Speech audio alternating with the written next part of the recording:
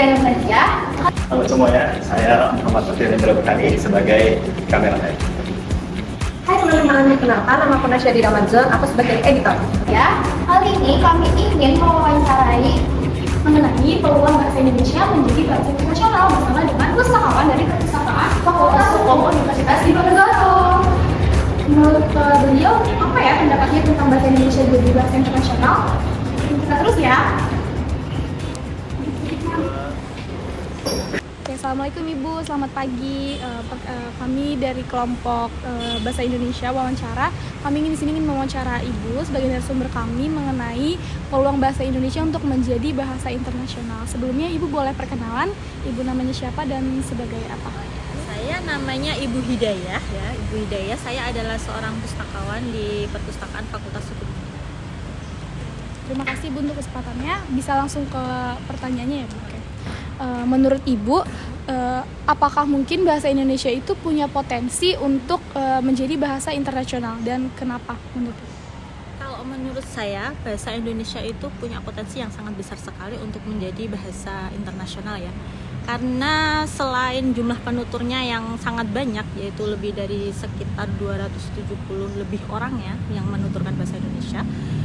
Bahasa Indonesia ini juga punya kelebihan, yaitu mudah dipelajari dan fleksibel, karena bahasa Indonesia ini tidak mengenal gender, tidak seperti mungkin bahasa global yang lain yang di kotak-kotakan ya untuk perempuan maupun laki-laki ya. Dia bahasa Indonesia ini tidak mengenal gender. Kemudian bahasa Indonesia ini tidak ada yang namanya perubahan kata kerja yang perlu dihafalkan seperti bahasa-bahasa global yang lainnya mungkin.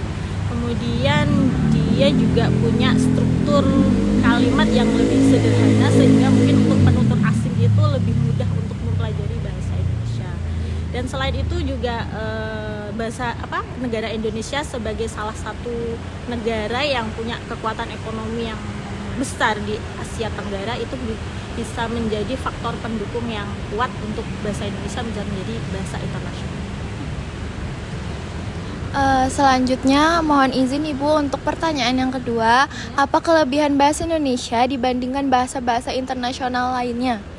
Kalau kelebihan bahasa Indonesia sendiri dibandingkan bahasa internasional yang lain, misalkan seperti Inggris atau Mandarin ataupun Spanyol, bahasa Indonesia itu punya kelebihan dia sederhana dan praktis. Jadinya seperti bahasa Inggris, bahasa Indonesia itu punya struktur subjek, predikat, objek. Jadinya lebih ini ya, dengan bahasa Inggris lebih hampir sama. Kemudian untuk bahasa Indonesia ini sendiri seperti yang saya katakan sebelumnya tidak mengenal gender. Jadinya untuk laki-laki dan perempuan semuanya sama. Kemudian untuk kata kerja sendiri tidak ada perubahan dalam bahasa Indonesia, tidak seperti mungkin dalam bahasa Inggris untuk present, past maupun ini beda ya, untuk kata kerjanya beda. Jadinya Indonesia itu lebih sederhana, lebih praktis untuk dipelajari oleh penutur asing. Kemudian bahasa Indonesia ini juga untuk pengucapannya sendiri lebih jelas, tidak ada nada-nada yang mungkin sulit untuk diucapkan seperti bahasa Mandarin, misalkan ada penuturan yang hampir sama seperti itu. Jadinya bahasa Indonesia itu lebih mudah untuk dipelajari. Oke, lanjut ke pertanyaan selanjutnya Ibu. Menurut Ibu, tantangan terbesar apa yang dihadapin untuk upaya menjadikan bahasa Indonesia itu menjadi bahasa internasional?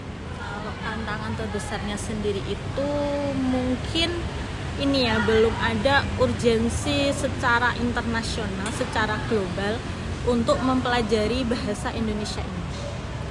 Kalau misalkan kita ambil contoh bahasa Inggris ya, bahasa Inggris itu bisa menjadi bahasa internasional karena pengaruh dominasi dari Amerika Serikat di bidang ekonomi maupun di bidang politik. Kalau bahasa Mandarin itu mungkin terpengaruh dengan dominasi Tiongkok dalam bidang ekonomi. Jadi bahasa Mandarin bisa berkembang. Sedangkan Indonesia ini negara yang besar, tapi dia belum punya dominasi secara global seperti negara-negara yang lainnya itu. Jadinya mungkin itu salah satu tantangannya. Kemudian tantangan yang lainnya itu kurangnya pengajar bahasa Indonesia yang berkualitas ya di luar negeri itu masih kurang. Dan untuk materi-materi promosi di luar negeri mengenai bahasa Indonesia itu juga sepertinya masih kurang. Itu salah satu tantangan yang menurut saya menjadi tantangan bagi bahasa Indonesia sendiri. Selanjutnya, bagaimana peran pemerintah Indonesia atau lembaga budaya seperti Badan Bahasa dalam mempromosikan bahasa Indonesia ke luar negeri? Peran pemerintah sendiri maupun lembaga bahasa tentunya sangat penting, sangat krusial dalam mempromosikan bahasa Indonesia. Karena pemerintah ini punya program namanya BIPA, Bahasa Indonesia bagi Penutur Asing, dan pemerintah ini juga sudah mengirimkan banyak pengajar bahasa Indonesia ke berbagai negara. Jadi, tapi peran pemerintah ini perlu ditingkatkan lagi dengan mereka harusnya mendukung para ilmuwan, para ini untuk menerjemahkan karya-karya dari bahasa asing ke dalam bahasa Indonesia. Kemudian juga harus pemerintah itu meningkatkan sumber daya para pengajar kita di luar negeri itu supaya lebih berkualitas lagi dalam mengajarkan bahasa Indonesia, dan mereka harus kerjasama, pemerintahnya harus kerjasama dengan universitas-universitas di luar negeri itu untuk membuka program studi bahasa Indonesia di tempat mereka. Menurut Ibu, apakah ada langkah konkret apa yang bisa diambil agar bahasa Indonesia lebih dikenal terutama di dunia internasional?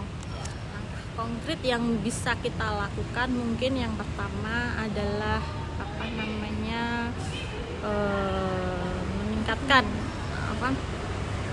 meningkatkan penerjemahan dari karya-karya asing ke dalam bahasa Indonesia maupun sebaliknya.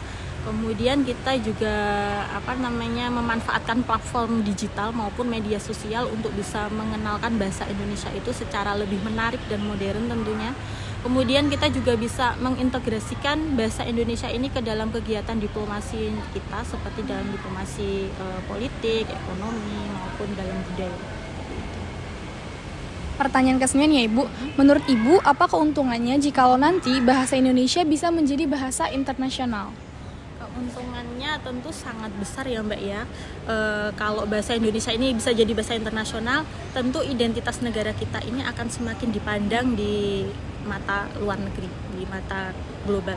Kemudian mungkin bisa juga meningkatkan dari segi ekonomi maupun dari segi pariwisata kita, karena kalau bahasa Indonesia ini jadi bahasa internasional, komunikasi kita dengan negara lain itu bisa lebih mudah.